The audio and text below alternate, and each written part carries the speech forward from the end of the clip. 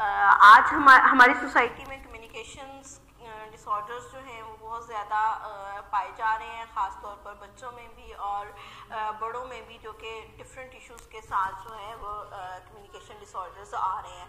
आज हम बात करेंगे कम्युनिकेशन डिसऑर्डर्स में स्पीच एंड लैंग्वेज डिसऑर्डर पे। पाकिस्तान के तो हमें इस चीज़ की अवेयरनेस होनी चाहिए कि स्पीच और लैंग्वेज डिसऑर्डर्स में डिफरेंस क्या है, या स्पीच या लैंग्वेज में डिफरेंस क्या है। तो देन पहले हम बात करेंगे स्पीच के रेफरेंस से कि स्पीच है क्या। एक्चुअली स्पीच जो है वो कोई भी साउंड प्रोनाउंस करने में अगर कोई इशू आ रहा है तो देन हम उसको स्पीच प्रॉब्लम बोलेंगे। जैसे कुछ लोग हैं, कुछ बच्चे हैं, कुछ इंडिविजुअल्स हैं जो कि रा, ला या इस तरह के साउंड प्रोनाउंस करने में उनको इश्यूज आते हैं। तो चूँकि वो साउंड प्रॉपरली प्रोनाउंस नहीं कर पा रहे होते तो देन हम उसको स्पीच में कंसिडर करेंगे।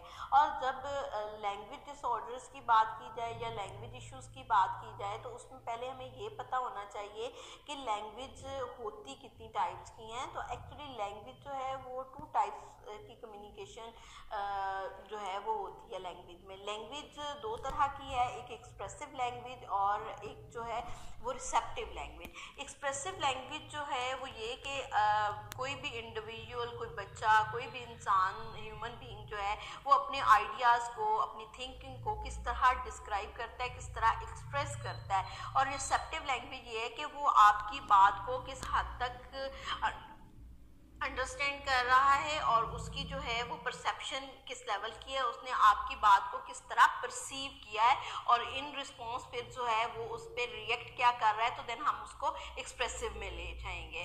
तो ये चीज़ एक्सप्रेसिव और जो है वो आपकी रिसेप्टिव लैंग्वेज की आती है। देन अब हम बात करेंगे कि जो इश्यूज़ हैं वो जो हमारे लैंग्वेज में और स्पीच में क्रिएट होते हैं वो क्या हैं। ठीक है, तो हमारे जो बच्चे इंटेलेक्चुअल डिसेबिलिटी के साथ आते हैं उनको कम्युनिकेशन का इशू होता है, उनको लैंग्वेज और स्पीच के इश्यूज होते हैं। और CVA मींस ये कि स्ट्रोक के जो पेशेंट हैं उनमें जो है वो लैंग्वेज के प्रॉब्लम्स आते हैं। इसके अलावा जो है हमारे जो इश्यूज हैं जो बच्चों में आमतौर पर देखने में आए हैं कि डिलेड स्पीच है, देर से बोलना शुरू किया है उन बच्चों ने और फिर प्रॉब्लम्स, एरर्स आना स्टार्ट हो गए। और कुछ बच्चे ऐसे हैं जो कि तोतला बोलते हैं, उनकी जो है वो आर्टिकुलेशंस के प्रॉब्लम्स हैं, वो प्रॉपरली वर्ड्स को प्रोनाउंस नहीं कर पाते, साउंड्स को प्रोनाउंस नहीं कर पाते। जैसे ला और रा को मिक्स कर देते हैं, ता और डा नहीं बोल सकते, डा नहीं बोल सकते। ठीक है, उसमें ये सारी चीज़ें इन्वॉल्व होती हैं। इसमें अगर बात की जाए कि हमारे फैक्टर्स कौन कौन से इन्वॉल्व होते हैं तो हमारे जेनेटिक फैक्टर्स भी इसमें इन्वॉल्व होते हैं, इन्वायरमेंटल फैक्टर्स भी इन्वॉल्व होते हैं। तो और इसके अलावा फिजियोलॉजिकल, अगर कोई हमारी ओरल कैविटी में या हमारा ब्रेथ कंट्रोल प्रॉपर नहीं है तो देन भी स्पीच के प्रॉब्लम जनरेट हो सकते हैं। तो अब हम स्पीच एरर्स की या स्पीच डिसऑर्डर्स की बात करेंगे तो बहुत जो है वो कॉमनली जो चीज़ देखने में आई है वो आर्टिकुलेशन एरर्स और स्टैमरिंग है। ठीक है, और बाकी स्ट्रोक के पेशेंट की डिफरेंट स्पीच इश्यूज आते हैं। इंटेलेक्चुअल डिसेबिलिटी के साथ जो बच्चे आते हैं उनके डिफरेंट आते हैं, ऑटिस्टिक जो बच्चे आते हैं उनके स्पीच प्रॉब्लम्स डिफरेंट हैं। तो जो कॉमनली है वो ये है कि जो हमारे ऑटिस्टिक बच्चे हैं उनकी स्पीच के प्रॉब्लम्स, और दूसरा जो है वो आर्टिकुलेशन एरर्स और स्टैमरिंग और एंड ब्लॉकिंग। तो जो स्टैमरिंग की अगर हम बात करें तो स्टैमरिंग में 3 चीज़ें इन्वॉल्व होती हैं। एक जेनेटिक फैक्टर्स आपके इन्वॉल्व होते हैं, आपके इन्वायरमेंटल फैक्टर्स इन्वॉल्व होते हैं और आपके जो है वो साइकी इश्यूज जो हैं वो इन्वॉल्व होते हैं। अगर बच्चा लो कॉन्फिडेंस के साथ है, वो प्रॉपरली जो है कॉम्प्लेक्स में है और प्रॉपरली जो है उसका कॉन्फिडेंस डेवलप नहीं हुआ तो देन भी बच्चा जो है वो रुक रुक के बोलेगा। और जब वो रुक रुक के बोलेगा या अपनी बात को रिपीट करेगा तो देन हम उसको क्या कहेंगे कि ये ब्लॉकिंग और स्टैमरिंग में आता है। इसमें जो स्टैमरिंग में है एक्चुअली क्या होता है कि बम्बारमेंट ऑफ आइडियाज़ माइंड में आते हैं और वो जो बंदा, जो इंडिविजुअल है, जो बच्चा है या कोई भी इंडिविजुअल है, वो उसको जल्दी जल्दी एक्सप्रेस करने के फॉर्मेट में होता है और वो सारी चीज़ें उसकी मर्ज हो जाती हैं और देन वो प्रॉपरली कम्युनिकेट नहीं कर पाता। तो ये इश्यूज जो हैं वो स्टैमरिंग में दिखने में आए हैं। इसके अलावा स्टैमरिंग में अगर ओरल कैविटी के मसल्स वीक हैं तो देन फिर भी जो है वो प्रॉपरली बोल नहीं पाता, किसी चीज़ पे आके अटक जाता है, या जो है वो ये कह लें कि ब्लॉकिंग आ जाती है। तीसरी चीज़ ये आ जाती है कि अगर उसका ब्रेथ कंट्रोल प्रॉपर नहीं है तो देन फिर उसकी स्पीड पे और बार बार सांस का बीच में टूट जाना और फिर उसका रुकना और फिर दोबारा से बात को शुरू करना, तो उसमें उसको कन्फ्यूजन होना शुरू हो जाती है और उसका जो है वो कॉन्फिडेंस लो हो जाता है। फिर देन ब्लॉकिंग और जो है वो स्टार्ट हो जाती है और वो बार बार चीज़ों को रिपीट करना शुरू कर देता है। तो हम कहते हैं कि इंडिविजुअल या कोई भी बच्चा जो है वो स्टैमर कर रहा है। जो अब नेक्स्ट चीज़ आ जाती है कि हमारी इंटेलेक्चुअल डिसेबिलिटी के साथ, क्योंकि वो माइंड हमारे स्पीच का जो है वो माइंड में एक प्रॉपर जो है वो वर्किंग होती है। अगर कोई बच्चा इंटेलेक्चुअल डिसेबिलिटी में है तो 95 to 98% जो बच्चे हैं उनको स्पीच के इश्यूज होते हैं। और उसमें बहुत कॉमनली जो एक चीज़ देखी जाती है कि इंटेलेक्चुअल डिसेबिलिटी में एक तो प्रोसेसिंग सिस्टम नहीं हो रहा होता लैंग्वेज का, जिसकी वजह से कम्युनिकेशन के इश्यूज आ जाते हैं।